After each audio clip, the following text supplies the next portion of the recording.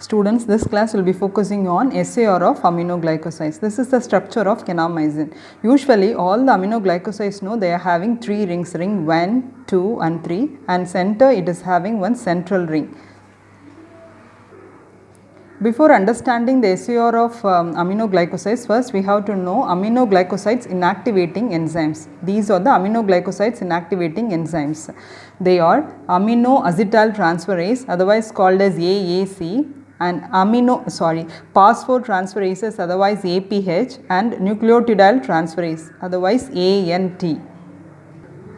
This aminoacetyltransferase that will acetylate the second and sixth amino group of first ring and also the third amino group of second ring.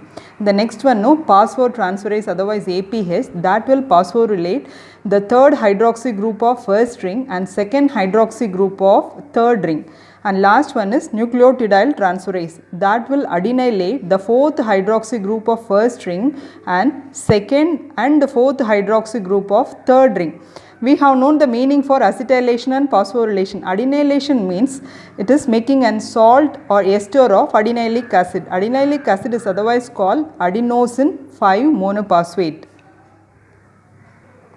Now come to the SAR of aminoglycosides. So we have known it is having 3 rings, ring 1, 2 and 3. Now come to first ring. So this ring, this is important for broad spectrum antibacterial activity. So what is the use of this ring? This is important for broad spectrum antibacterial activity and is the primary target for most of the bacterial inactivating enzymes. And in second portion and sixth portion, usually it is having amino group. So the amino group present in second and sixth, that is important for activity. That's why in the 3 kanamycins, kanamycin B is more active than kanamycin A.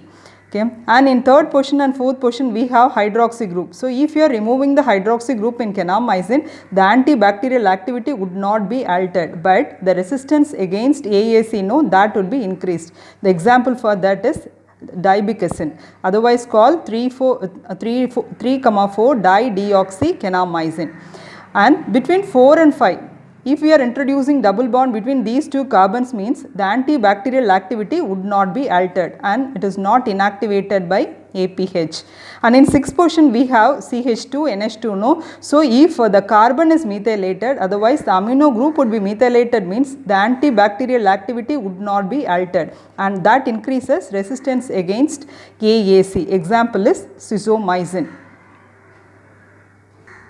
Now come to second ring. So in second ring, first portion it is having amino group that can be acylated. If it is acylated, then we are getting antibiotic that is having similar activity and it increases the resistance against inactivating enzymes. Example is amikacin.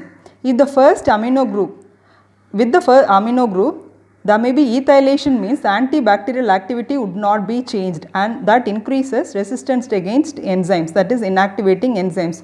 Example is netilmycin. Now come to third ring. In third ring it is having hydroxy group. So if you are removing the hydroxy group, the antibacterial activity would be lowered.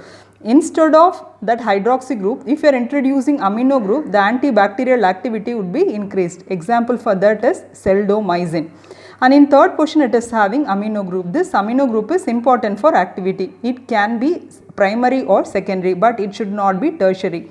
And in fourth portion it is having hydroxy group, that is important for activity and that may be axial or equatorial. That's all about the SAR of aminoglycosides.